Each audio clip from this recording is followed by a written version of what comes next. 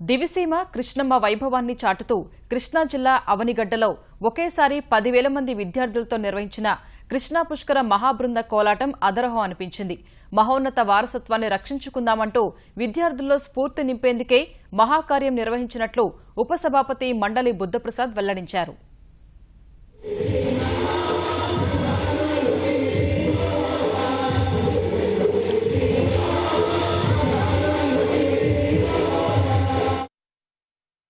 మహారాష్ట్రలోని మహాబలేశ్వరంలో పుట్టి 1300 కిలోమీటర్లు పరుగులు పెడుతూ అడుగిడిన ప్రాంతాన్ని సస్యశ్యామలం చేస్తూ వస్తోంది కృష్ణమ్మ.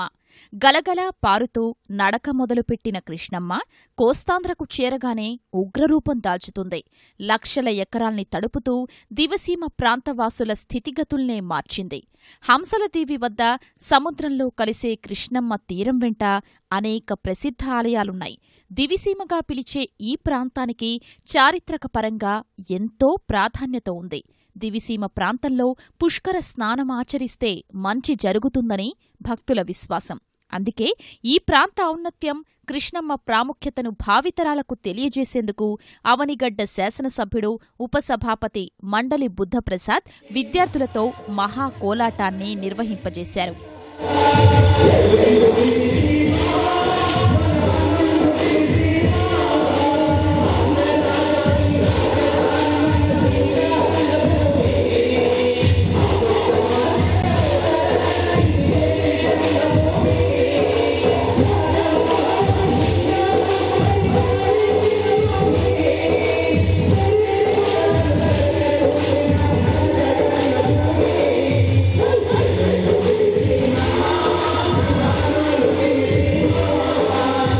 కొన్ని రోజుల క్రితం జిల్లా వ్యాప్తంగా ప్రభుత్వ, ప్రైవేటు పాఠశాలల యాజమాన్యాలతో మాట్లాడిన మండలి బుద్ధప్రసాద్ దివిసీమ సహా కృష్ణానది వైభవాన్ని తెలిపే బాణీల్ని తయారు చేయించారు. దివిసీమ విద్యాసంస్థల ఆధ్వర్యంలో అవనిగడ్డలోని ప్రభుత్వ కళాశాల మైదానంలో పుష్కర మహాబృంద కోలాటం నిర్వహించారు. ఒకేసారి 10,000 మంది విద్యార్థులతో చేసిన కోలాటం అందరినీ అబ్బురపరిచింది.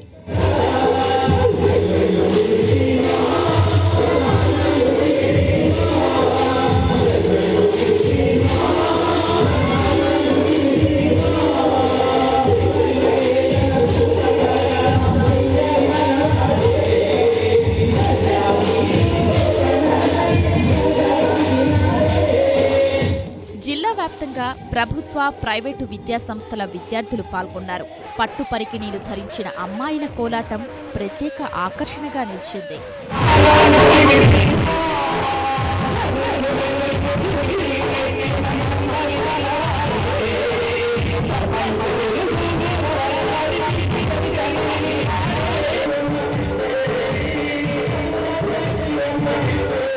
కృష్ణమ్మకు మహాహారతి ఇస్తూ విద్యార్థినులు ప్రదర్శించిన నృత్యం సహా కార్యక్రమాన్ని ముగించిన వైనం అందరినీ అలరించింది.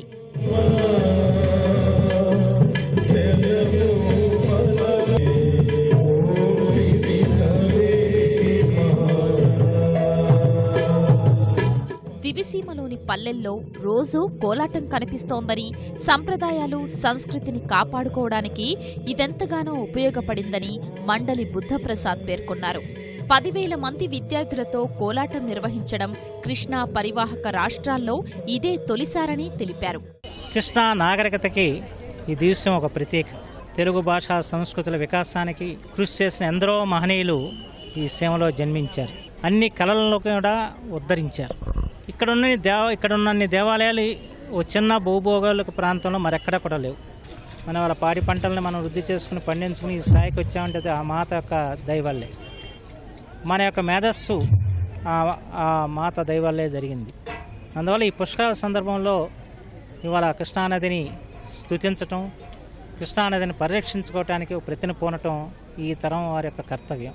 అలాగే దివసం యొక్క మహోన్నత వారసత్వానికి మనం వారసులం. ఈ వారసత్వాన్ని అందిపుచ్చుకుని మనం ఉన్నత స్థితికి ఎదగాలని చెప్పిన ఒక ఆలోచన కలిగిద్దన్న ఉద్దేశంతో ఈ కార్యక్రమాన్ని రూపొందించడం జరిగింది.